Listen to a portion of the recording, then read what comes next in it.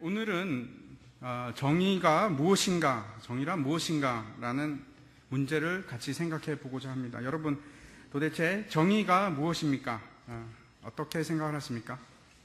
일반적으로 제일 먼저 떠오르는 생각은 도덕적인 정의를 우리가 생각할 수 있습니다. 법적으로나 도덕적으로나 윤리적으로 이것이 옳고 그른가 하는 의로움에 관한 그런 것들입니다. 이런 것을 형식적인 정의라고 한다고 합니다. 사회 정의를 말할 때 조금 다른 각도로 우리가 생각해 볼 수가 있습니다. 몇 년 전에 한국에서 대단히 인기를 끌었던 베스트셀러가 되었던 책이 있습니다. 정의란 무엇인가? 라는 책입니다. 아마 많이들 아실 것입니다. 대부분 들어보셨을 것입니다. 그리고 본 사람들도 많이 계셨을 겁니다. 마이클 샌델이라는 그 하버드대 교수인데 이분이 지었습니다. 100만 부가 넘게 팔렸다고 합니다. 저도 한 권 샀습니다. 그리고 읽어보았었는데 그 책에 보면은 그 형식적인 정의가 아니고 내용적인 정의에 대해서 이야기하고 있습니다. 그 사회의 정의라는 것은 한번 보여주시기 바랍니다. 우리가 소중하게 생각하는 것들, 이를테면 소득이나 부, 의무, 권리, 아니면 공직이나 영광 같은 것들, 그런 것을 도대체 어떻게 분배할 것인가 하는 문제가 바로 사회의 정의다, 이렇게 얘기하고 있습니다. 다시 말씀드려서 한정된 자원을 어떻게 잘 분배하는 것인가 하는 것이 이제 정의입니다. 사회의 정의가 됩니다. 의로운 사회가 되려면, 정의로운 사회가 되려면, 이를테면 공직 자리가 있습니다. 그러면 이것을 과연 어떻게 줄 것인가? 아니면 세금이 있습니다. 이 세금을 어떻게 사람들에게 골고루 혜택이 가도록 줄 것인가 하는 것이 분배의 법칙입니다. 최근에 복지에 대해서 이제 다른 이견들이 많이 있습니다. 여당에서 기본적으로 이제 복지를 계속 늘려가는 것을 반대합니다. 이유는 정의롭지 못하다고 생각하기 때문입니다. 돈 많은 집안의 자식이 있는데 학교에서 과연 그 아이들을 위해서도 급식을 해야 되는가? 정의롭지 못하다 하는 생각입니다. 밑바탕에는 어떤 사고가 있냐면 시장 경제의 그 논리를 가지고 있습니다. 이런 겁니다. 열심히 노력하고 근면하면 그에 대해서 당연히 상을 주어야 한다. 또 빈둥거리고 게으른 사람이 있으면 당연히 거기에 대해서 불이익을 받아야 한다. 이것을 우리가 이제 시장 경제라고 합니다. 또 자본주의라고 얘기를 합니다. 그 시장 경제는 자율적인 그 상벌 체계를 가지고 있습니다. 그것을 우리가 정의롭다라고 얘기를 합니다. 만일 일을 안 하는데 일을 한 사람하고 똑같이 상을 받는다면 그것이 무슨 소용이 있겠습니까? 오늘도 이제 일부 예배 때 10년 동안 수고하신 교사들한테 아주 좋은 선물을 드렸습니다. 그런데 뭐 교사를 하건 교사를 하지 않건 똑같이 상을 주면 그것이 무슨 정의로운 사회가 되겠습니까? 그렇지 않습니까? 만약 그렇게 되면 도덕적인 해이가 일어날 것이다 라고 사람들이 생각합니다. 그래서 공산주의나 사회주의에서는 그러한 것들이 심각한 문제가 될 수가 있습니다. 반면에 야당에서는 이렇게 생각합니다. 아니, 세금을 모든 아이들이 기본적인 급식에는 제공을 해서 한 사람이라도 배고픈 아이가 없게 하는 것이 마땅하지 않는가 하는 것이 이제 야당의 논리입니다. 그것이 이제 사회의 정의다라고 생각합니다. 즉, 자원을 분배할 때 필요한 사람에게는 반드시 주어야 한다 하는 것이, 지급되어야 한다 하는 것이 그 생각입니다. 여러분 어떻게 생각합니까? 여당이 옳습니까? 야당이 옳습니까? 둘 다 일리가 있는 말입니다. 어떤 것이 틀렸고 어떤 것은 그르다, 이렇게 우리가 단편적으로 얘기할 수는 없습니다. 사람마다 정의에 대한 생각이 틀립니다. 그래서 이 사람이 이거는 부당하다 얘기할 때, 이것은 정의롭지 못하다 할 때, 또 다른 사람은 아니다, 정의롭다, 이렇게 얘기할 수도 있습니다. 요즘에 이제 경제 체제가 이제 많은 사람들이 느끼는 것이 뭔가 하면 뭔가 부당하다, 뭔가 부의 분배가 잘못되고 있다 하는 생각을 가집니다. 그래서 그러면 무엇이 정의로운 것인가? 이렇게 얘기를 하면 아마 100사람한테 물어보면 어쩌면 다 틀린 대답을 할 수도 있습니다. 그래서 납득할 수 있게 모든 사람이 공감할 수 있는 보편적인 정의란 무엇인가 라는 것이 정의되면은 굉장히 좋겠죠. 그 학원 강사 중에 최진기라는 분이 있는데 아주 재미있습니다. 그분이 냈던 문제가 있습니다. 제가 그것을 보고 굉장히 인상이 남았는데 한번 같이 그 문제를 한번 우리가 생각해 봤으면 좋겠습니다. 한번 보여주시기 바랍니다. 저희 그랜드 피아노가 있습니다. 여기 그랜드 피아노가 있는데 문제는 그랜드 피아노는 한 대밖에 없습니다. 이 그랜드 피아노를 원하는 사람은 굉장히 많이 있습니다. 어떤 사람에게 주는 것이 맞습니까? 하는 문제입니다. 첫 번째 방법은 경매를 하는 겁니다. 경매를 통해서 경매에 붙여서 그러면 어떻게 되겠습니까? 돈을 제일 많이 낸 사람이 차지하겠죠. 두 번째 방법은 투표를 하는 겁니다. 어떤 사람이 가졌으면 좋겠습니까? 투표를 해서 여기 이제 우리 400명이 있다고 한다면 투표를 해서 제일 표가 많이 나온 사람이 가지는 겁니다. 세 번째 방법은 피아노를 아주 잘 연주하는 대중 연주가가 있는데 그 사람한테 주는 겁니다.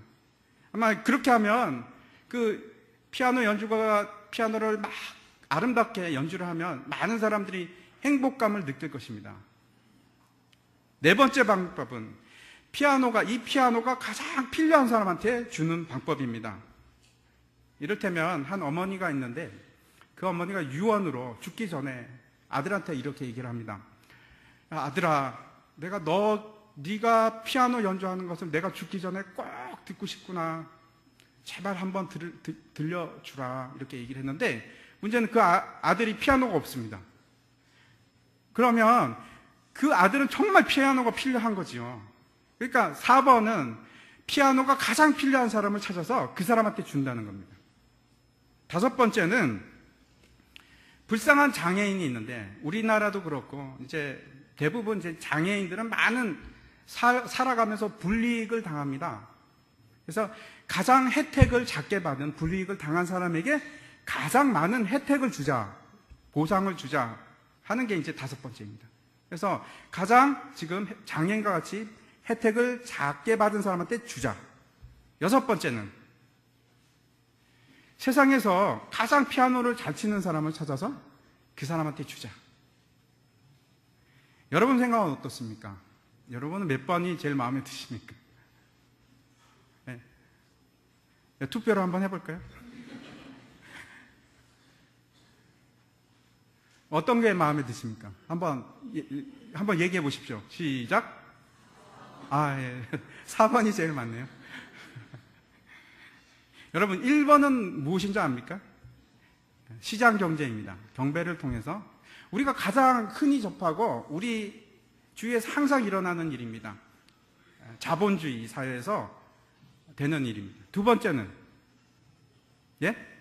민주주의입니다. 민주주의는 뭐든지 투표를 합니다. 그래서 투표를 통해서 가장 표를 많이 얻은 사람이 가지게 되어 있습니다. 세 번째는 공리주의입니다. 무슨 뜻이냐면 피아노 연주가가 연주를 해서 많은 사람을 가장 행복하게 하는 사람을 찾아서 그러면 이제 그 재화의 가치가 극대화됩니다. 그래서 공리주의는 가장 많은 이익을 주자 하는 것이 공리주의입니다. 그것이 이제 세 번째입니다. 네 번째는 가장 필요한 사람에게 주자. 무슨 주의일까요? 그것을 사회주의라고 합니다. 가장 필요한 사람한테 주자 하는 것이 사회주의입니다. 다섯 번째는 피아노를 장애인에게 주자. 가장 혜택을 덜 받는 사람한테 주자. 그걸 롤스가 얘기하고 있는 건데 가장 혜택을 덜 받은 사람에게 가장 많은 혜택을 주자 하는 그런 생각입니다. 여섯 번째는 공동체주의라고 하는데 마이클 샌델이 주장하는 바가 바로 이 공동체주의입니다. 다시 여기서 한번 여러분 생각해 보시기 바랍니다. 그러면 과연 성경에서 얘기하는 정의로운 사회는, 성경이 얘기하는 바는, 즉 하나님 나라의 정의는 이 피아노를 누구한테 줘야 됩니까? 여기 피아노가 있습니다. 이 피아노를 누구한테 주는 것이 제일 맞습니까? 교회니까 목사님한테 줘야죠. 아닙니까? 아니면 피아노를 제일 잘 치는 반주자한테 줄까요? 예? 어떤 사람한테 주는 게 제일 합리적이고 공평하고 정의로운 일이 되겠습니까? 여러분 생각해 보시기 바랍니다. 제가 답은 설교 제일 마지막에 말씀드리겠습니다. 예, 설교 동안 계속 생각하셔도 좋습니다. 답이 어떤 건지. 오늘 본문은 우리가 잘 알고 있는 포도원 품꾼에 관한 비유입니다. 예수님께서 이 비유를 왜 지금 말씀하고 있는지 아주 쉽게 우리가 알 수 있습니다. 한번 보시기 바랍니다. 19장 30절. 19장 30절에 보면 이렇게 말씀합니다. 그러나 먼저 된 자로서 나중되고 나중된 자로서 먼저 될 자가 많으니라 라고 얘기하고 있고, 오늘 본문의 제일 마지막 절이 16절인데 16절도 한번 보시기 바랍니다. 뭐라고 적혀있습니까? 이와 같이 나중된 자로서 먼저 되고 먼저 된 자로서 나중되리라. 예수님께서 이 비유를 말씀하신 이유는 딱 한 가지입니다. 먼저 된 자가 나중되고 나중된 자가 먼저 되리라 하는 것을 지금 설명하기 위해서 이 비유를 드셨습니다. 그런데 19장 30절에 왜 이 말씀을 하셨는지, 왜 먼저 된 자가 나중되고 나중된 자가 먼저 되리라 라고 얘기를 하셨는지 궁금하시죠? 그러면 그 앞에를 봐야 됩니다. 그 앞에 보면은 부자 청년 얘기가 나옵니다. 한 청년이 예수님께 옵니다. 그리고 이렇게 묻습니다.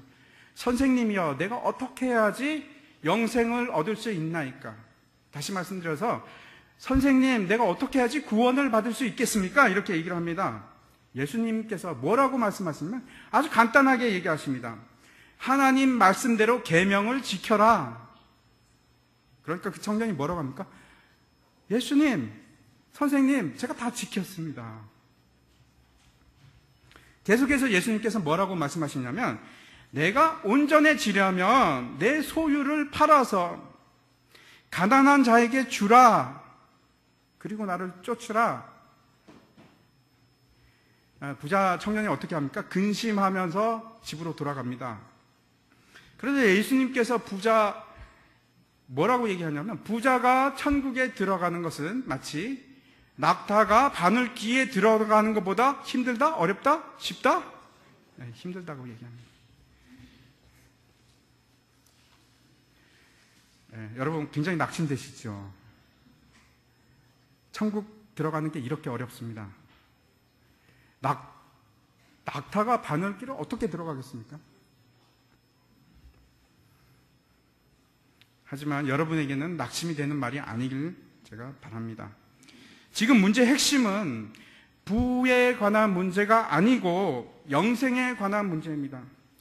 여러분, 누가 영생을 얻을 수 있습니까? 뭐라고 얘기하면 자기 것을 다 버리고 나를 쫓는 사람이라고 합니다. 그런데 부자 청년은 그럴 수가 없습니다. 제자들이 놀라서 예수님에게 이렇게 얘기합니다. 예수님, 아니 그렇게 어려우면 도대체 구원을 누가 받을 수 있겠습니까? 그러자 예수님께서 핵심이 되는 말씀을 하십니다. 뭐라고 하시냐면, 사람으로서는 할 수 없으되 하나님으로서는 다 할 수 있느니라. 그래서 여기서 여러분이 다시 소망을 가지시기를 바랍니다. 여러분, 영생에 이르는 길은 자기를 부인하고 십자가를 지고 예수님을 쫓는 일입니다. 그 외에는 우리가 구원을 받고 영생을 얻을 수 있는 방법이 없습니다. 그런데 그 일을 누가 하느냐? 내가 하는 것이 아니고 하나님께서 하시는 겁니다.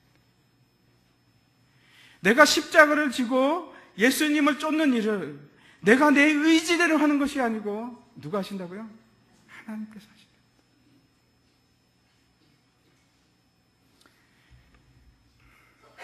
그때 이제 베드로가 때를 놓치지 않고 이렇게 얘기합니다. 예수님, 우리는 모든 것을 버리고 주를 쫓았습니다. 그러면 우리는 무엇을 얻을 수 있습니까? 그 청년은 자기 소유를 버리지 못했지만 나는 다 버렸습니다. 이런 겁니다. 예수님께서 그에 따른 상이 여러 배가 될 것을 얘기하시고 영생도 얻을 거라고 얘기를 합니다. 그러나 그리고 붙이는 말씀이 있습니다. 뭐라고 합니까? 먼저 된 자가 나중 되고 나중 된 자가 먼저 되리라 하고 참 어려운 말씀을 하십니다. 이 말씀을 이게 도대체 무슨 말씀인지 비유를 통해서 말씀하십니다. 포도원 비유입니다. 뭐라고 하냐면 천국은 마치 품꾼을 얻어 포도원에 들여보내려고 이른 아침에 나간 집 주인과 같으니라고 얘기를 합니다. 여러분, 포도원을 소유하고 있는 한 주인이 있습니다. 이른 아침에 일꾼을 찾아서 구하러 나갑니다. 이른 아침이라는 것은 해가 뜨는 시간입니다. 우리로 말하면 아침 6시입니다. 품꾼들과 계약을 맺습니다. 가서 품꾼들을 만나고 품꾼들과 계약을 맺는데 어떤 계약을 맺냐면 한 데나리온의 계약을 맺습니다. 하루 왼종일 일을 하면 6시부터 시작해서 12시까지 일을 하게 되면 한 데나리온을 주겠다 하는 계약입니다. 그런데 아주 그것은 참으로 합당한 정의로운 계약입니다. 왜냐하면 한 데나리온이라는 돈이 한 가족을 하루 먹여 살릴 수 있는 그런 돈입니다. 적당한 수준입니다.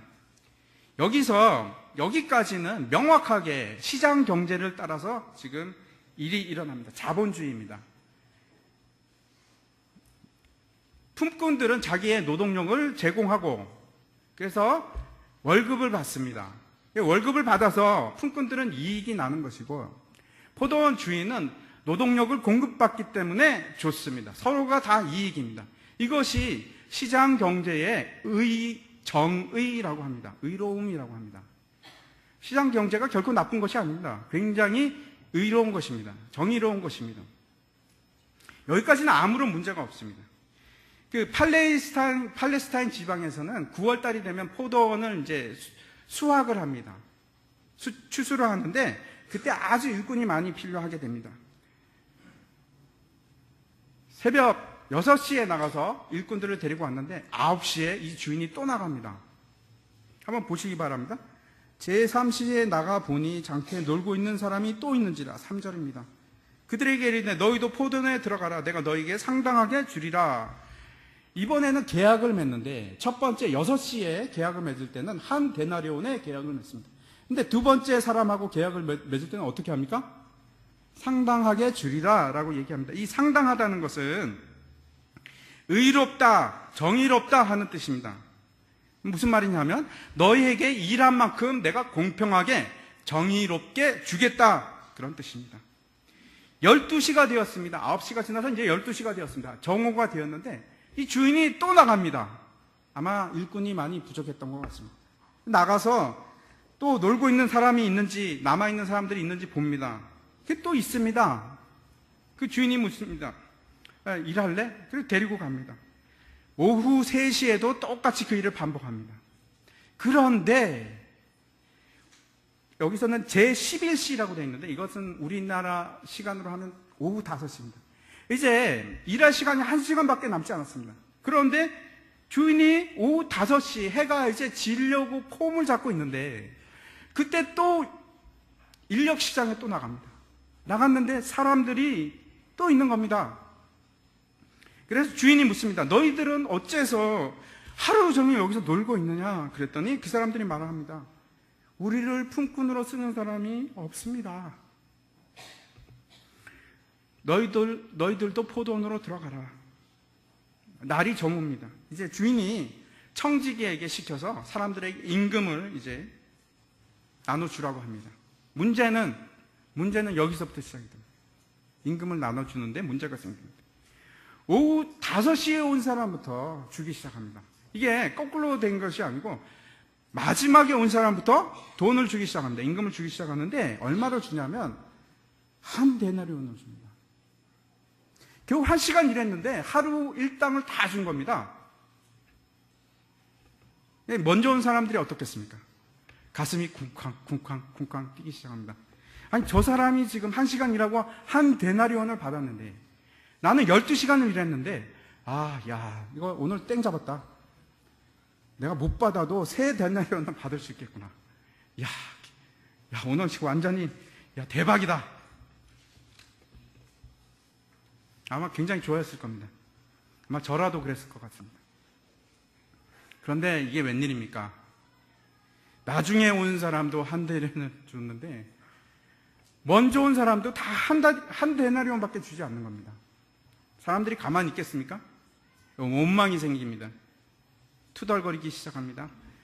팔레스타인 지역은 밤에는 춥지만은 일교차가 심합니다. 낮에는 굉장히 그 해가 뜨겁습니다.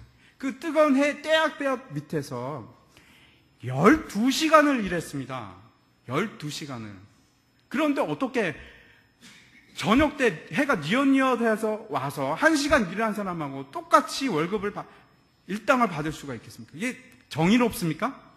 여러분 어떻게 씁니까? 정의로운 사회입니까? 아닙니까? 부당한 거 아닙니까? 주인이 이렇게 얘기합니다. 내가 내게 잘못한 것이 없다.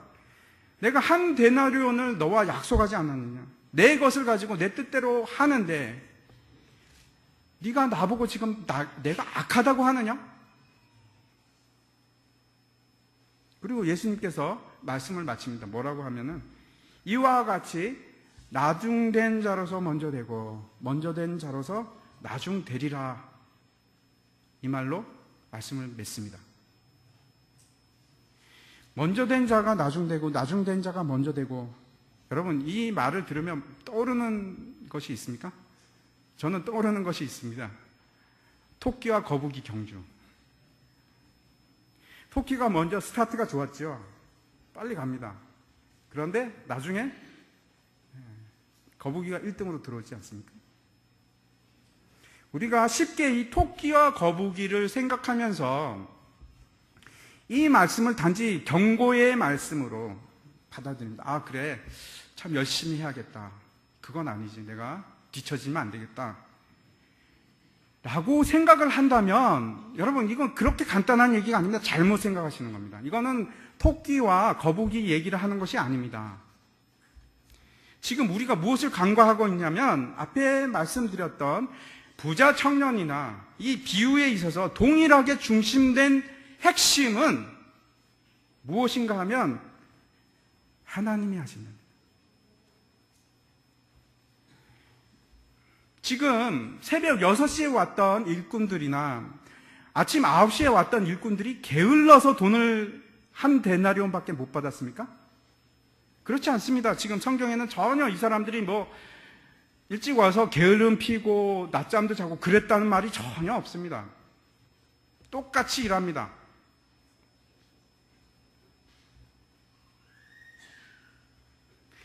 제가 말씀드리는 것은 이유를, 이렇게 부정하고 부당하다고 생각되는 이유를 이 일꾼들한테 찾을 수가 있습니까?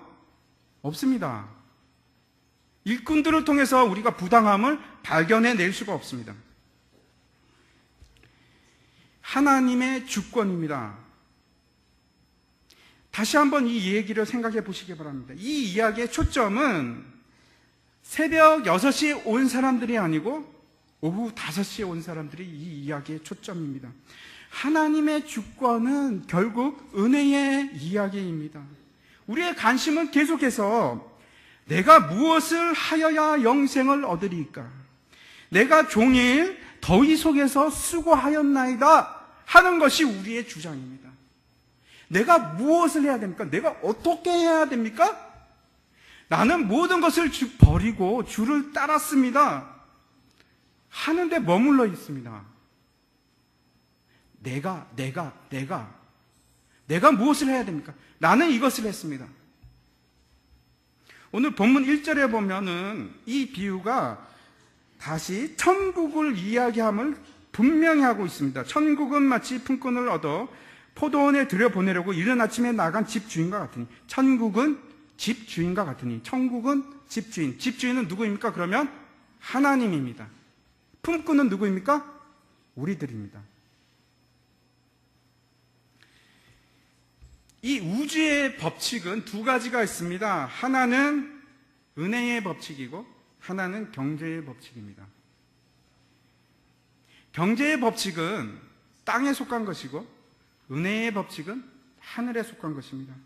하늘의 법칙입니다. 천국은 절대로 경제의 법칙으로 천국을 우리가 이해할 수 있는 길이 없습니다. 여러분, 경제의 법칙이라는 것은 다른 말로 해서 인과응보의 법칙입니다. 원인과 결과의 법칙입니다. 즉 심은 대로 거둔다는 법칙이고 수고한 만큼 수확한다는 법칙입니다. 우리는 이 땅에서 늘 항상 경제의 법칙 아래서 살아갑니다. 땀을 흘리고 일해야지 먹고 살 수가 있습니다. 노력해야지 보상을 받을 수가 있습니다.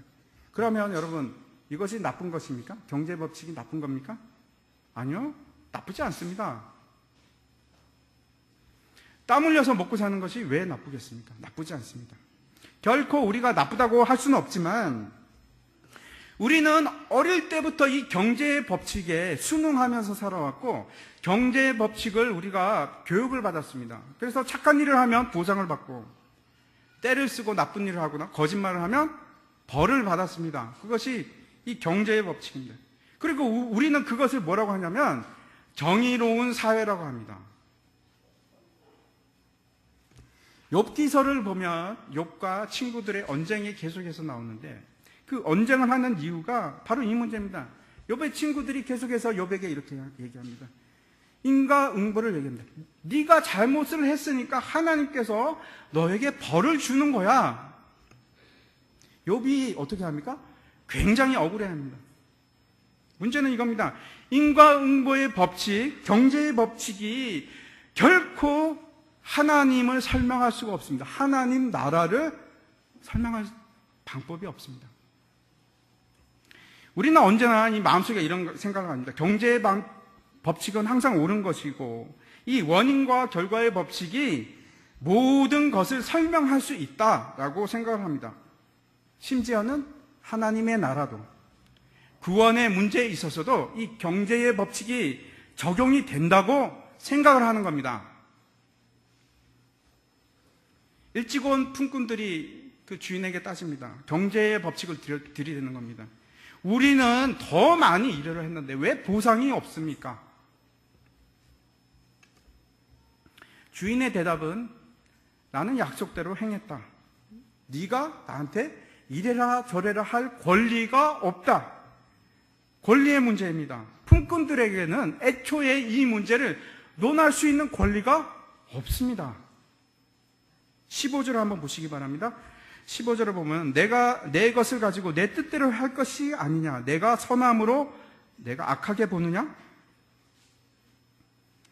이것을 원문을 그대로 제가 말씀드리면 이런 말입니다. 내가 윤리적으로 선한 일을 행했는데 어찌 네가 나를 비열하다고 하느냐? 무가치한 일을 했다고 하느냐? 여러분, 하나님이 불의할 수가 있습니까? 그렇지 않습니다. 로마서에서 분명하게 얘기합니다. 하나님은 불의할 수 없는 이라라고 얘기합니다. 하나님은 정의로우신 분입니다. 5시까지 일자리를 얻지 못한 사람은 어쩌면 굉장히 허약하게 보이거나 그래서 비실비실하게 보여서 품꾼으로 데려감을 당하지 못했거나 아니면 실제로 병이 있을 수도 있습니다. 몸이 불편한 사람일 수도 있습니다. 여러분에게 한번 지금 다시 묻겠습니다. 그러면 경제의 법칙이 잘못된 것입니까? 우리가 그토록 신봉하는 인과응보의 법칙이 잘못된 것입니까? 잘못된 건 아닙니다. 그러면 은혜의 법칙과 경제의 법칙의 차이는 무엇입니까? 여러분, 경제의 법칙과 은혜의 법칙에 어떤 다른 점이 있습니까?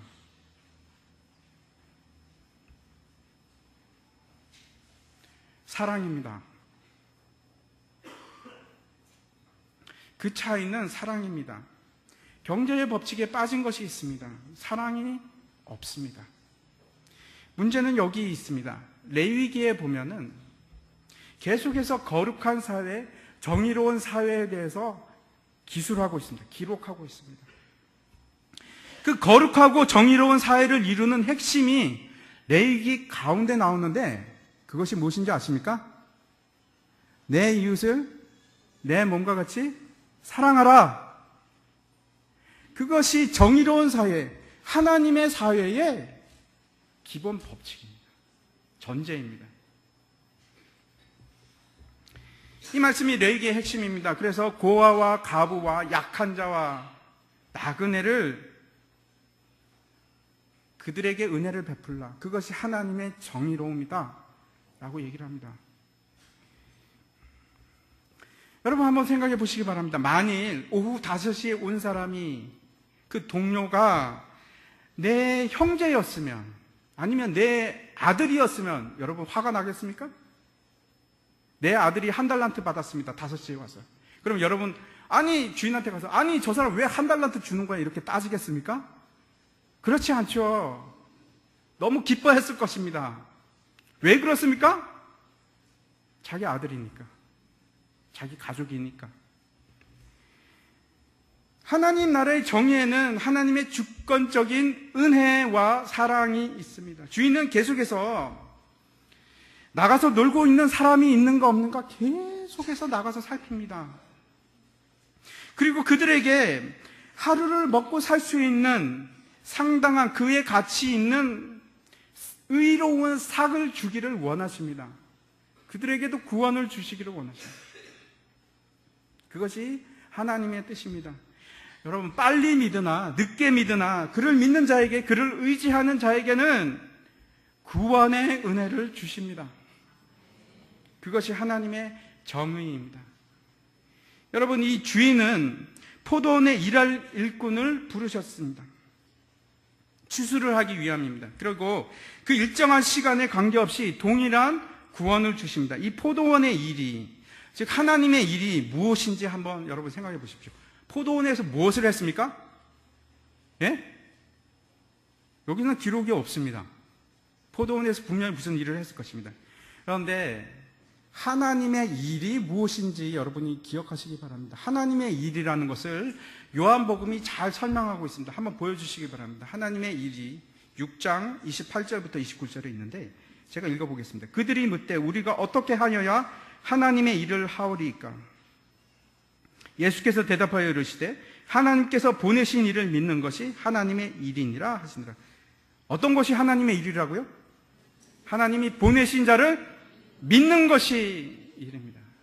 여러분 우리가 포도원에 부름을 받았는데 그 포도원에서 하는 일이 무엇이냐면 하나님께서 보내신 자를 믿는 것이 우리의 일입니다. 예수 그리스도를 믿는 것이 우리의 일입니다. 우리가 생각하는 일반적인 일의 개념과 많이 틀립니다. 많은 차이가 있습니다.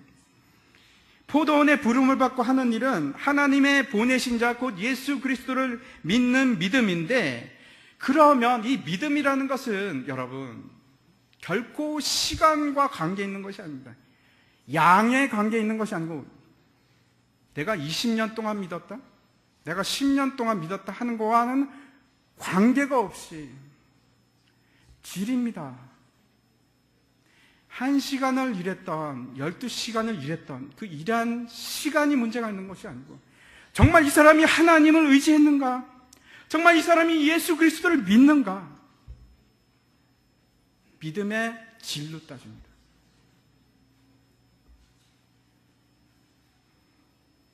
그러면 어떤 분들은 이렇게 얘기할 겁니다. 아니 그러면 양이 문제가 아니면 내가 뭐 일찍부터 예수를 믿을 필요가 있는가? 죽기 전에 확실하게 뭐 믿으면 되지. 맞습니다. 틀린 말은 아닙니다. 하지만 아주 중요한 것을 한 가지 놓치는 겁니다. 일찍 온 자들에게 유익이 있습니다. 그 사람들은 새벽 6시부터 와서 안도감 속에 있었습니다. 아, 오늘도 일자리를 구했구나. 아, 오늘도 구원을 받았구나. 아, 오늘도 내 가족들은 굶지 않는구나. 기쁨으로 일할 수 있었습니다. 그런데 오후 5시에 온 사람들을 한번 생각해 보시기 바랍니다. 하루 왼종일 불안과 초조 속에서 나는 어떡하나? 내 처자식이 지금 굶고 있는데 내가 오늘 1시간밖에 안 남았는데 이제 틀렸구나. 나는 틀렸구나. 좌절 속의 하루를 보냈습니다. 여러분 같으면 어떤 편을 택하시겠습니까? 좌절 속에 전생애를 보내고 마지막 순간에 예수를 믿는 것이 더 행복하다고 생각하십니까? 저는 전자가 더 훨씬 행복하다고 생각합니다. 일찍 믿은 유익이 그것입니다. 내가 믿는 그 순간부터 예수 그리스도를 믿음으로 말미암아 구원을 얻고 그 구원의 기쁨 속에 내 평생을 살아가는 것입니다. 불안과 조조 가운데서 살아가는 것이 아니고 내 평생을 구원의 안도감 속에서 살아가는 것입니다.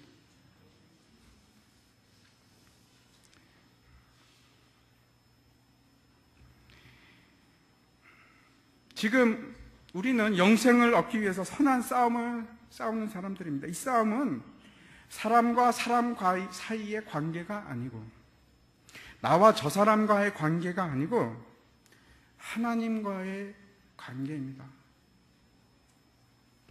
경제의 법칙이 아니고 은혜의 법칙입니다. 우리는 계속해서 내가 계명을 지켰나이다.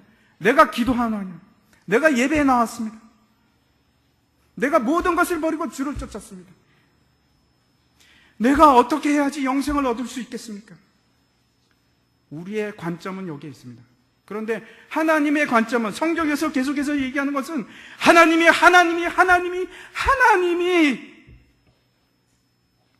하나님이 너를 구원하셨다. 너무 틀립니다. 우리의 관점과는 너무 틀립니다.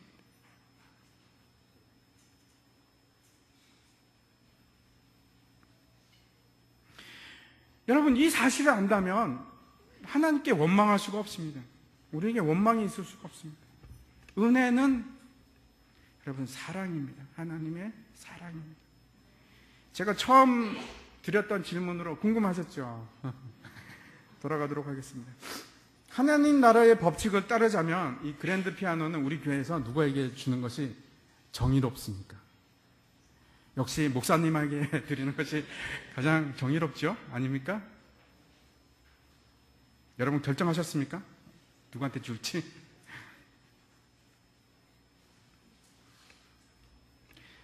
제가 답을 말씀드리겠습니다. 먼저 전제가 틀렸습니다. 하나님 나라는 자원이 부족한 나라가 아닙니다. 하나님 나라에 있어서는 모든 재화가 무한합니다. 우리가 사는 이 땅에서는 재화가 한정적입니다. 한계가 있습니다. 유한합니다. 결국 분배가 힘들어집니다. 자원이 무한대로 많아진다고 하면 분배하는 건 결코 어려운 문제가 아닙니다. 다 주면 됩니다. 제가 이렇게 얘기하니까 뭐 그게 답입니까? 그거는 뭐 하나님 나라 이유고 지금 우리 교회는 한 대밖에 없지 않습니까? 맞는 말입니다. 지금 한 대밖에 없습니다. 제가 이 말씀을 드리겠습니다. 한 가족이 있습니다. 그 한 가족이 4명인데 아버지, 어머니, 아들과 딸이 있습니다. 그런데 3명이 일을 합니다. 아버지, 어머니 다 일을 하고 큰 아들도 일을 합니다. 딸은 아직 일을 하지 않습니다. 그런데 그 딸이 큰 병에 걸렸습니다. 병원비가 많이 들어갑니다. 그리고 약도 비싼 약을 먹어야 됩니다. 그러면 여러분 어떻게 하시겠습니까? 그 딸에게 뭐라고 하겠습니까? 야, 너는 돈도 못 버는데 무슨 이렇게 비싼 약을 먹어. 이건 경제의 법칙에 맞지가 않아. 일한 만큼 먹어야 돼. 내 아버지니까 내가 돈을 제일 많이 버니까 내가 많이 먹을게. 그렇게 하겠습니까? 그렇지 않습니다. 가정에 있어서 정의로운 사회는 다릅니다. 시장의 경제의 법칙이 통하는 것이 아닙니다. 왜 그렇습니까? 가족이기 때문에. 당연히 가장 필요한 딸에게 그 약을 주어야죠. 그가 돈을 벌건 그가 돈을 벌지 못하건 그가 강자이건 그가 약자이건 딸에게 주어야 합니다. 가족이니까. 사랑 공동체이기 때문에. 교회도 여러분 마찬가지입니다. 그 사도행전에 보면은 초대교회에서 믿는 사람이 다 함께 있어서 모든 물건을 통용합니다. 같이 씁니다. 함께 나누어 쓰는 겁니다. 그리고 각 사람의 필요에 따라서 자기가 쓸 만큼 씁니다. 그리고 나눠주고 함께 날마다 함께 먹고 함께 예배를 드립니다. 여러분, 그것이 하나님 나라입니다. 그것이 답입니다.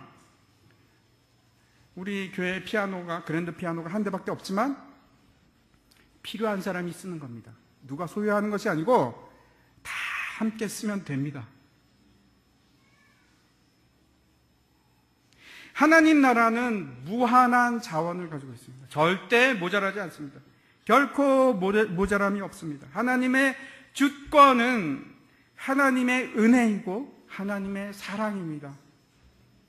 그것이 따르는 것이, 그것이 임하는 것이 하나님의 나라, 하나님의 정의입니다.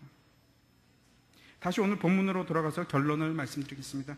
부자 청년이 근심함으로 돌아가자 베드로가 이렇게 힘있게 얘기합니다. 나는 다 버리고 주님을 쫓았습니다. 품꾼이 또 이렇게 말합니다. 나는 더 열심히 많이 일했습니다. 여러분, 더 많이 일했으면 더 많은 은혜를 누린 것입니다. 더 많은 시간 구원의 기쁨을 누리면서 산 것입니다. 은혜의 법칙은 비교의 대상이 아닙니다. 우리 입술에서 남을 판단하거나 정죄하는 일이 있으면 그것은 은혜의 법칙이 아니고 경제의 법칙에서 살아가는 것입니다. 로마서에서는 이렇게 얘기합니다. 연약한 자의 짐을, 약점을 담당하라. 여러분, 사랑에 기초하지 않는 것은 공의가 칼이 됩니다. 정의는 사랑에 기초하는 것입니다. 많은 사람들이 하나님 나라를 잘못 이해합니다. 하나님 나라는 그런 것이 아닙니다. 세상의 잣대를 가지고 다닙니다. 세상의 경제의 법칙으로 하나님의 나라의 구원을 얻으려고 합니다. 그렇지 않습니다. 내가 하나님의 나라의 자녀가 된 것은 내가 행해서 그렇게 된 것이 아닙니다. 하나님께서 은혜로 우리를 부르신 것입니다. 내가 만약에 정성을 다해서 예배를 드림으로 구원을 얻는 거면, 내가 의를 행해서 구원을 얻는 것이면 여러분, 불교와 다를 바가 없습니다. 세상의 법칙과 인과응과 다를 바가 없습니다. 먼저 된 자가 나중 되리라. 그러므로 우리는 뒤처지지 않기 위해서 최선을 다해서 살아야 된다가 아니고, 여러분, 오후 5시에 온 사람의 마음을 이해하는 것이 먼저 된 자가 되는 것입니다. 오후 5시에 온 사람들을 생각해 보시기 바랍니다. 얼마나 마음이 힘들었겠습니까? 마지막 순간에 하나님의 은혜로 누가 5시가 됐는데 그 사람에게 하루 일정의 일당을 주겠습니까? 하나님이 하셨습니다. 은혜입니다. 그 은혜를 안 사람이 바로 먼저 된 자가 되는 것입니다. 하나님 나라에 먼저 된 자는 은혜를 아는 사람입니다. 은혜를 아시는 여러분 되시기를 축원합니다. 같이 기도하겠습니다.